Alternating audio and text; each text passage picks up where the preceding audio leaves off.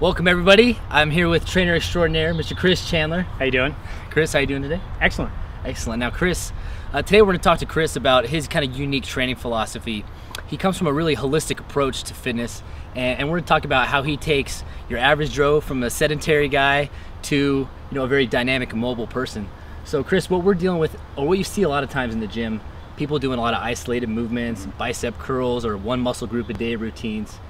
What are these people missing in their routine that you kind of, your approach brings to the table? Well, I would say by and large, when your average, say, gym member goes to the club, you see a lot of machines, and they're naturally attracted to that.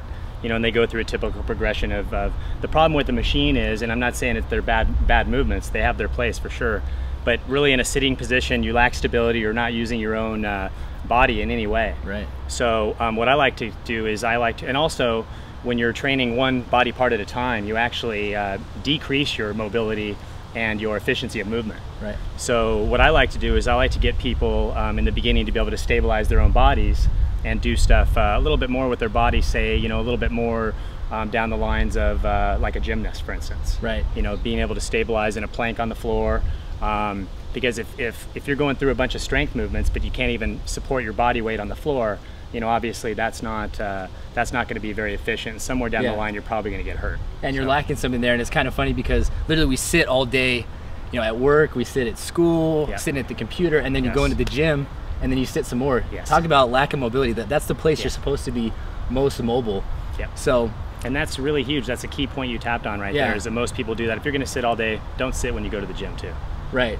So now, not only are we lacking mobility though when we do that, but people are actually missing out on some serious calorie burn. So can you explain that a little bit, kind of the physiology behind getting up and doing more dynamic movements? Well, dynamic movements for sure. I think a lot of people are in the mindset when they're going to the gym, they're doing a bunch of workouts, so they're burning their calories there. But in reality, you're by adding some more explosive movements to your routine, you're actually setting up your metabolism to burn more calories throughout the day. And that's really what you want to happen. Yeah, definitely more beneficial and way more efficient, and takes a lot less time, bottom line. Yeah, absolutely. Now, as opposed to breaking up one muscle group a day, how would you recommend, like for most of your clients, how do you break up their routine? What kind of movements are they doing? Well, a lot of it just depends on their goals. I mean, that's, flat out. I mean, if I'm working with a young athlete, depending on whether he's a lineman or a wide receiver, obviously there's going to be differences there versus whether I'm working with my grandmother. Right. So, two completely different programs. Two totally different programs, definitely. And, and there's a lot of people that, fit somewhere in between there. Sure. And so that's really what I do, is take into account lifestyle and any limitations they may have. So like, for instance, they sit at a desk all day, like you mentioned earlier. Yeah.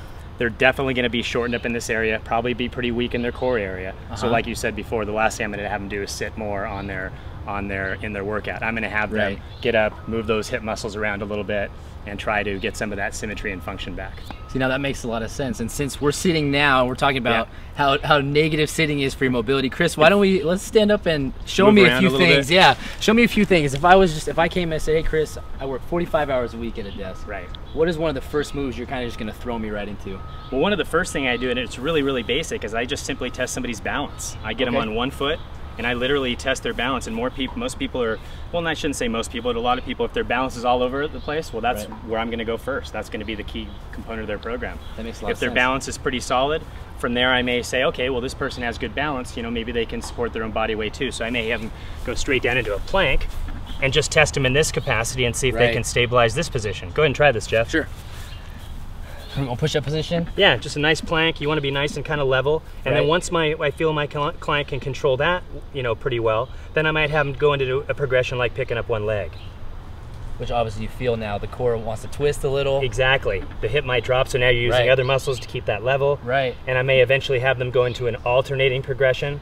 And this is also very corrective on the body too, because you're really evening things out. Somebody may notice one leg being a lot easier than the other leg. Right. And so in that case, it's really, really beneficial for injury prevention too, because it fixes areas where you're not aligned properly. Right. And then from there, I might have them go into an upper twist. Just a little rotation. Yeah.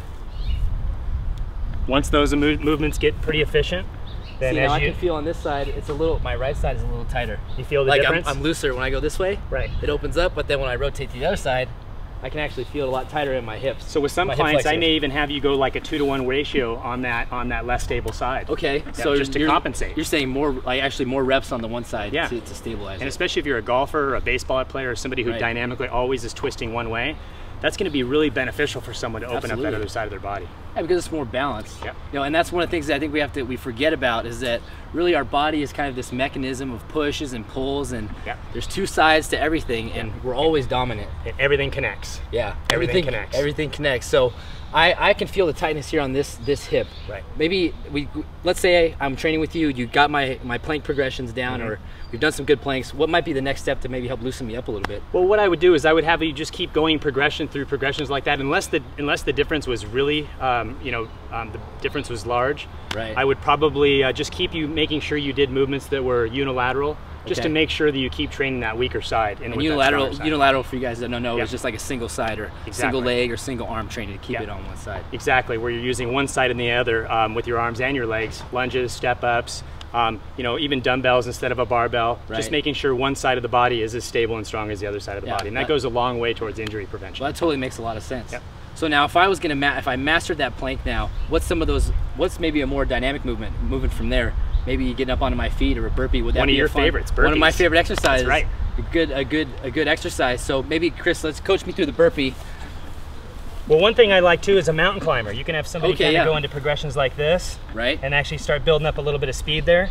Most people are familiar with mountain climbers. This is basically this is the plank position. You're still still in a plank, and you're adding what are called progressions, or making a hybrid exercise out of your original position. Right. And you can pretty much do that with, like I said, upper body twist, leg raises, mountain climbers, like we were just showing you, and then even into a burpee. Right. Which is a really nice total body exercise that really emphasizes mobility, and that's huge. And that's one of the things we're really talking about, is that traditional approach where we're just working out one muscle group a day, isolated exercises. We're really lacking in mobility, and as human beings, we're really designed, our biology is to be fluent and dynamic, and we were cavemen at one point, and we were running around chasing food down, and we really are lacking that in our daily lifestyle. Yeah. If I could give anybody one tip going to the gym, if you train your body in pieces, you will decrease your function. There's no doubt about it. You may gain some muscle, you may look good with a tank top on, but you're going to decrease your function. If you train your whole systems functionally, you're going to increase your mobility, and you're also going to be training the muscle. So two birds with one stone is the way to go. Yeah, and I think that makes a lot of sense. And real quick, before we sign out here, give those people at home an idea of how you'd break up a good functional program. I know I like to do push-pulls. I don't know about you. I do. I like the same thing. A lot of it just depends on, like I said too, what the goals are.